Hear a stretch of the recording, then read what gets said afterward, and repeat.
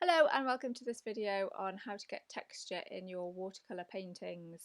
If you're interested in other videos like this, please don't forget to subscribe. This was a photograph that I took at Wallington Hall when we went a couple of weeks ago, and I didn't get a chance to sketch at Wallington, so I took this photo and thought, ooh, I might actually paint that. What I normally do is I normally take photos and think I might paint it, and then I never do. So I was thinking of ideas for this week's video and I thought, yes, I'm going to do it. So as you can see on the photograph, there were 3 narcissi in the picture, but I just decided to focus on one. So I'm just drawing it out. I have sped up the recording a little bit because it took me about 50 minutes to do this painting and I didn't really want a video that long for you, so it has been sped up a little bit.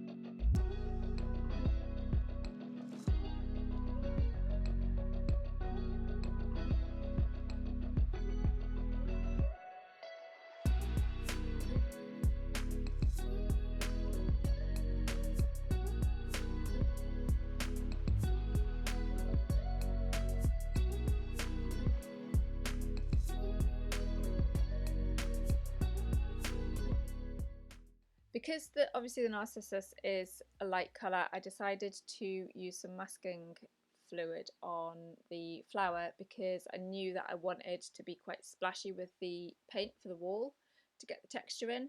So I am using Winsor & Newton masking fluid. I am not an expert on it.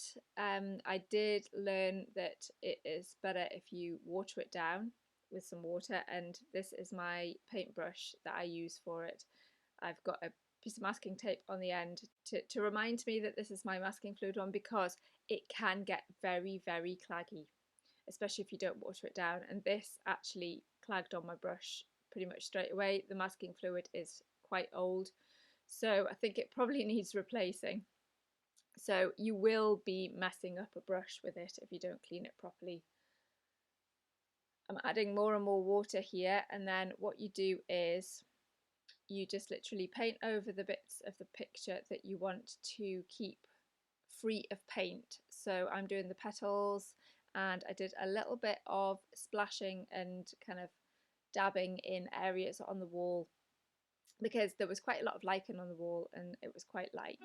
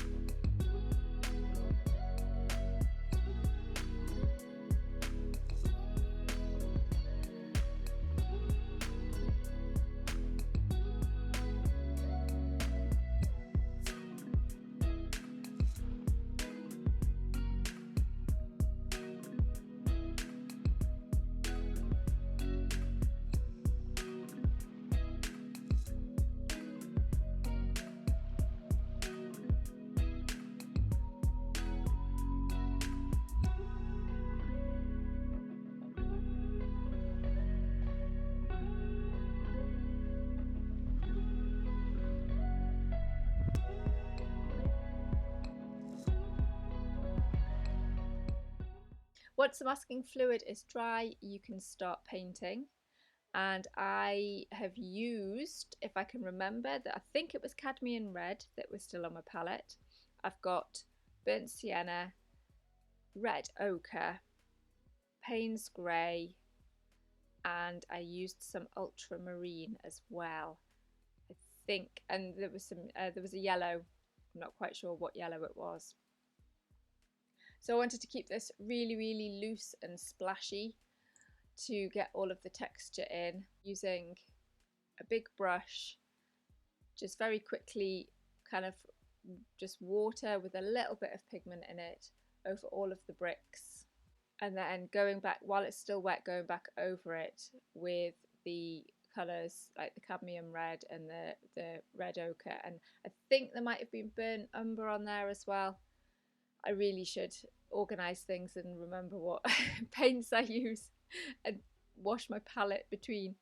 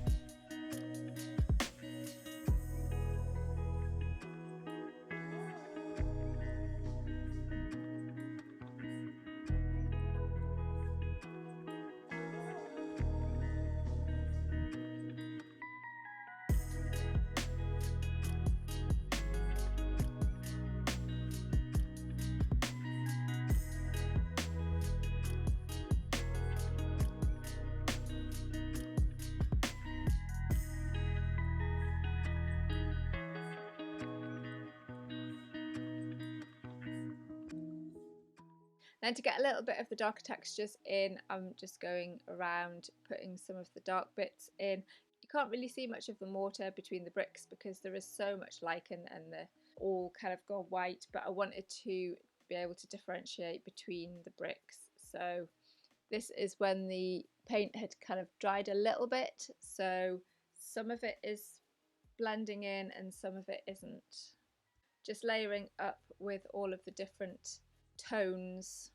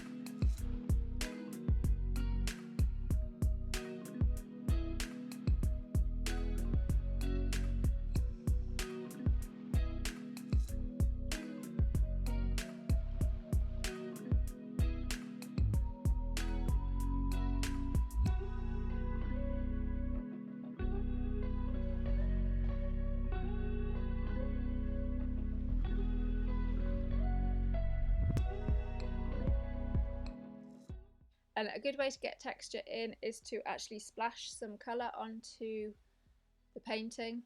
So I'm just taking all of the colours that I've used, like the greys and the pinky colours, the ochres, and just splashing all over around the edges.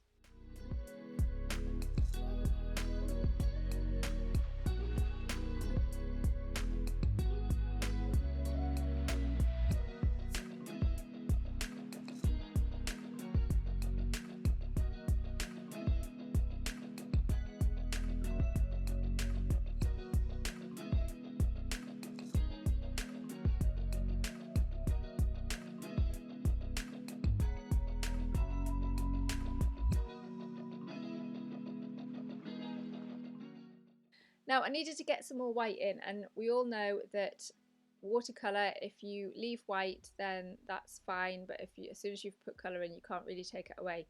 So I just got some Chinese white watercolour and a little sponge, and I'm literally from the tube sponging some of it on. I contemplated using acrylics, but I wanted to try the watercolour just to keep to the same medium. I like the effect that the sponging makes because it's kind of like stippling it and like the spraying as well.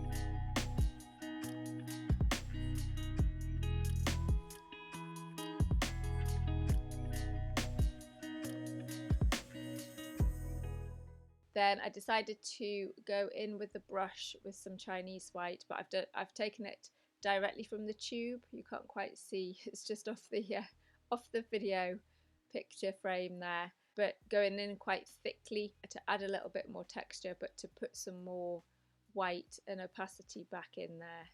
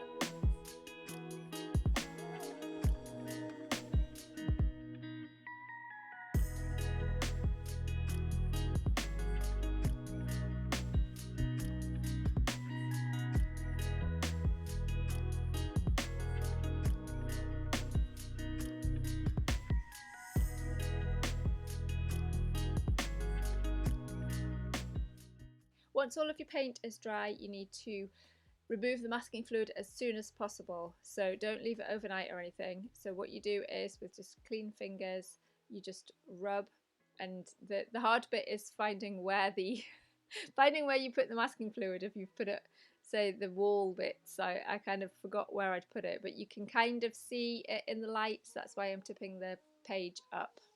Try and rub it off rather than pulling it off, because it can actually lift the paper sometimes, and then once you when you paint back over it, the paper is kind of, the tooth has come off it, so it goes a bit funny.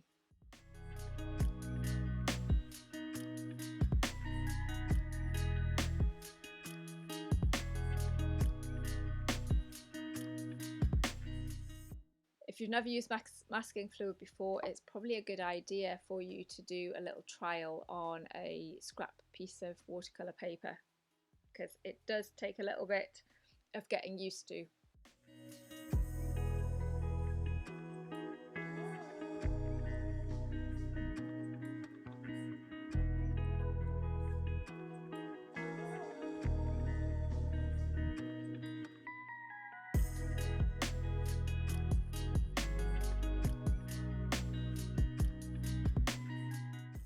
I know that the narcissi flower is like a creamy white colour, but there are a lot of shadows on it, so I've gone in with some of the Paynes grey and ultramarine just to put the shadows in and keep a little bit of the white.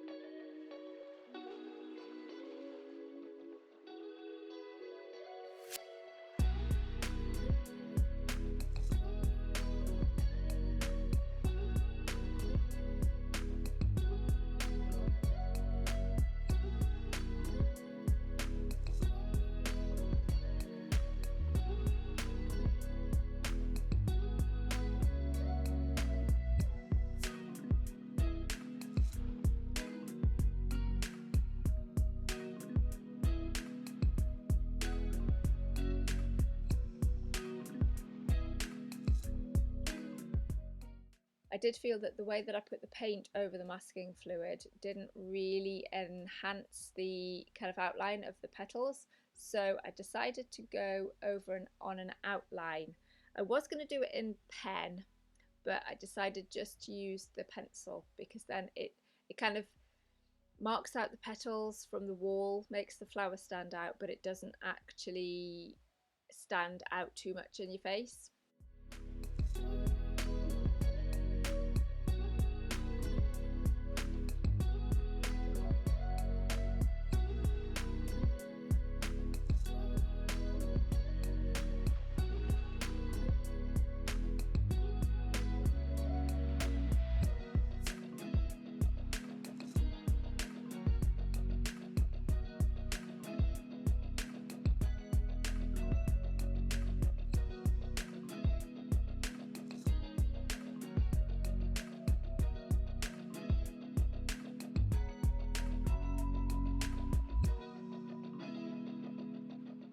There is the inspiration picture and the finished painting. I really love how much texture I got into this. You can see all the splashes when you look close up, and all the thick white of the sponging and the application of the neat paint onto the paper. I hope you've enjoyed this tutorial about how to get texture in your watercolour painting. I'm really pleased with the final one. I'm glad that I did it. And if you've enjoyed the video, please hit the like button and consider subscribing. Don't forget, you can buy me a virtual coffee on ko-fi.com. The link will be in the description. And I shall see you in the next one. Bye!